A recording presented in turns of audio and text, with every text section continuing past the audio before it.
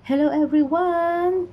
Ayan, nagpapalit na naman tayo ng taon. So, busy-busy na naman ang bawat isa at bawat pamilya para paghandaan ang salubong natin sa 2024.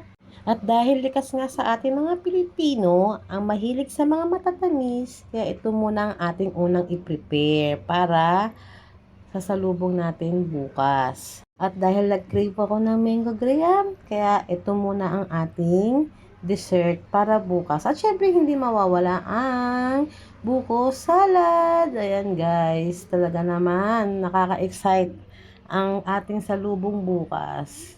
Tama-tama ito kasi malamig na siya.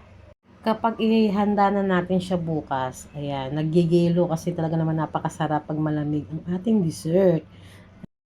Ayan, malapit na matapos guys.